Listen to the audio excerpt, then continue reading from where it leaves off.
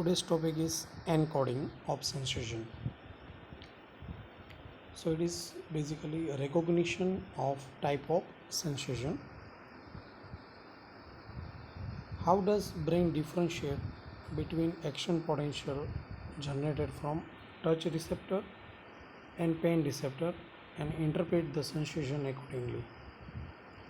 As we know that when there is a stimulation of receptor, there is a production of receptor potential, and then receptor potential is converted into action potential when it crosses threshold level. So any information, either it is touch or pressure, vibration or pain, reaches to the brain in cerebral cortex somatosensory area in the form of action potential. So how does brain differentiate between action potential generated from touch receptor and pain receptor? Okay, so for that there is a specific mechanism. The intensity, location and quality of stimulus are encoded as a encoding of stimulus intensity, encoding of stimulus location and encoding of stimulus quality.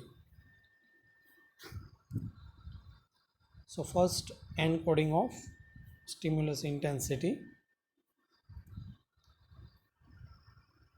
So it is done by two mechanisms: by frequency of action potential generated in sensory fibers and by a number of recruitment of sensory units.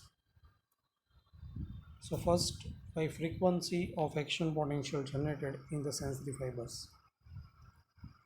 The encoding of intensity of stimulus is related to rate of impulse discharge in sensory nerve fiber as follows. Magnitude of receptor potential is directly proportional to the logarithmic increase in intensity of stimulus, and the frequency of action potential produced in a sensory nerve is directly proportional to the magnitude of receptor potential. So one observation is here: intensity of sensation is determined by amplitude of stimulus applied to the receptor. So in this figure you can see this is action potential, train or spike of action potential, skin with afferent neurons, this is glass probe. Okay, so in figure 1, this glass probe just touched the skin. There is a no involvement of branches of afferent neuron, so there is a no action potential. As we know that for action potential we require adequate threshold stimulus. So here there is a no adequate threshold stimulus, so no action potential. Now when we increases the pressure, okay, so this is pressure graph here in green color. When we increases the pressure, then there is involvement of one branch of afferent neuron, so there is a production of action potential, so there is some spike of action potential. Likewise in third and fourth figure, when we increases pressure further, there is a more involvement of branches of afferent neuron and there is an increased frequency of action potential. Okay, in last figure you can see all the branch of afferent neurons are involved due to adequate pressure, and so frequency of action potential is obtained which is adequate. Okay, so here intensity of sensation is determined by amplitude of stimulus applied to the receptor. Now relationship between stimulus and impulse frequency in afferent fiber, as already we have discussed this thing. Action potential in afferent fiber from mechanoreceptor of single sensory unit increase in frequency as branches of afferent neuron are stimulated by pressure of increasing magnitude. Now effect of strength of stimulus. The magnitude of sensation felt is proportional to the log of intensity of the stimulus. It is also known as a Weber fractal law. R is equal to KSA, where R is a sensation felt, S is the intensity of stimulus, and for any specific sensory modality, K and A are constant. Second mechanism is by number of recruitment of sensory unit. When strength of stimulus is increased, it spread over large area, activating more and more receptor in the neighboring area, and thus more and more sensory units are recruited to convey the impulse to the brain. So now what is sensory unit? A single afferent neuron with all its receptor ending make a unit which is known as a sensory unit. So single afferent neuron and its branches. Okay, so this form a sensory unit.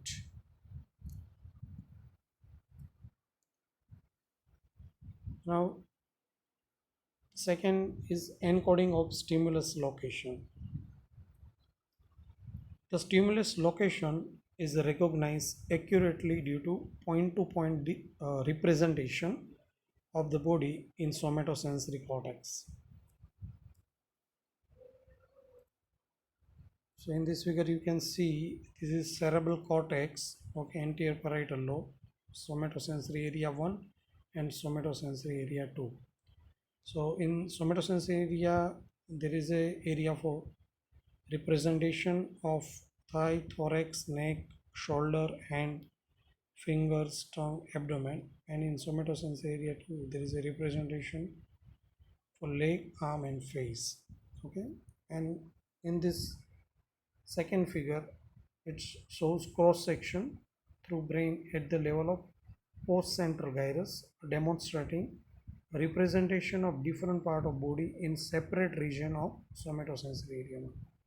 Okay, for example genitals, toes, foot, okay, hip, then ear, hand, okay, face, lips, tongue, pharynx, and abdomen. Okay, so all these area are represented here. Now what is topographic organization? So entire body is represented twice in somatosensory area. One, the topographic representation is called sensory homunculus. Okay, so this representation, topographic representation, is known as a sensory homunculus. In this sensory homunculus, face is represented in lateral part, hand and upper extremity are represented in dorsolateral part of postcentral gyrus and lower extremity on medial surface of hemisphere. The greatest area of represent means map is devoted for face, especially lips, area devoted for speech. That's why this area is large. Hand and especially digits area is large because it is involved in skillful activities. Cortical receiving area for trunk and back are small. So this is topographic organization, sensory homunculus. Now low projection. This topic is already discussed. When sensory fiber are experimentally stimulated anywhere in their course to the cortex, conscious sensation produced is referred to location of the receptor. This is known as a low projection. Example is phantom limb. Okay, so we know what is phantom limb. Okay.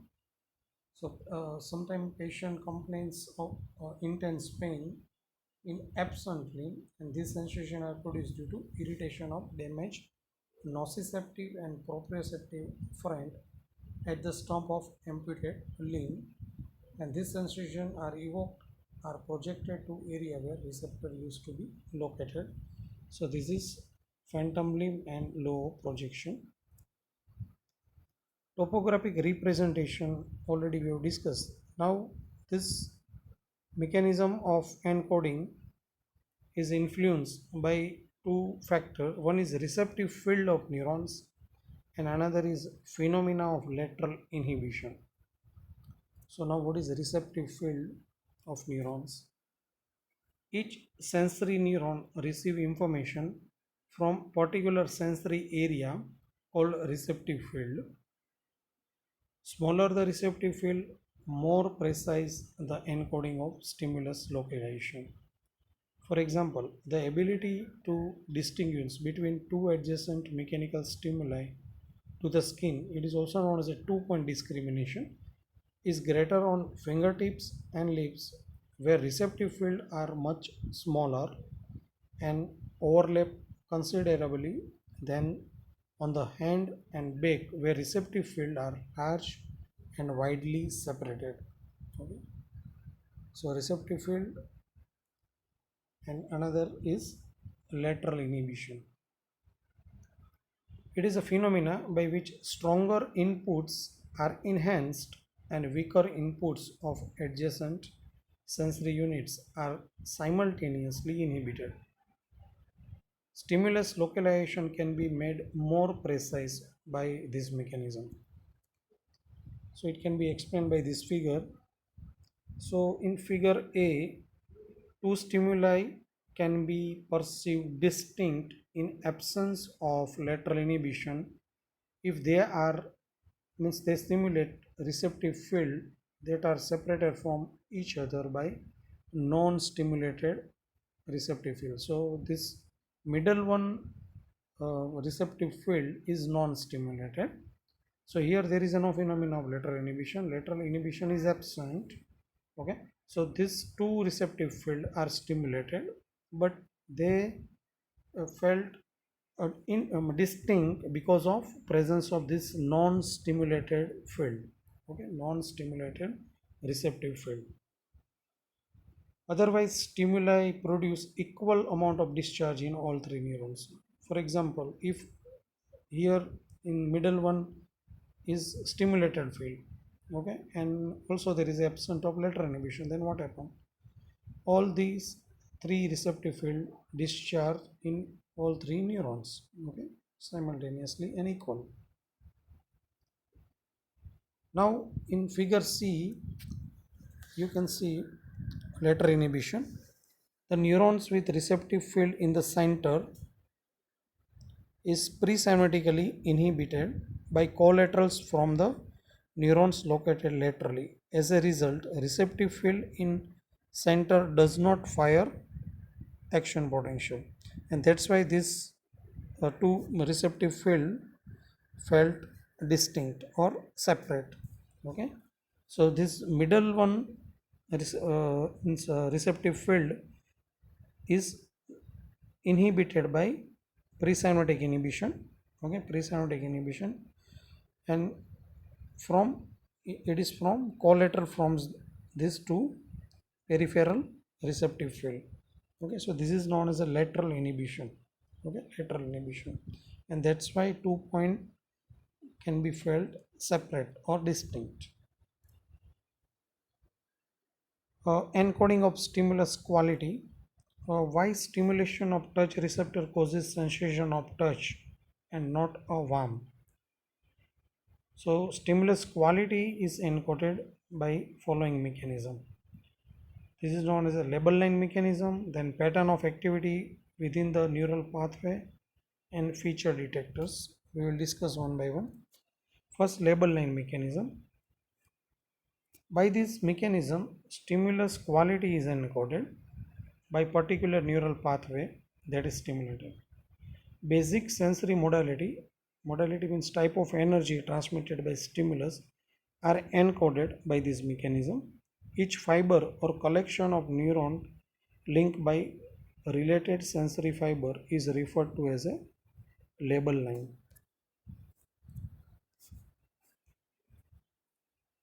Examples: action potential traveling along the fibers and neuron that comprise anterolateral system.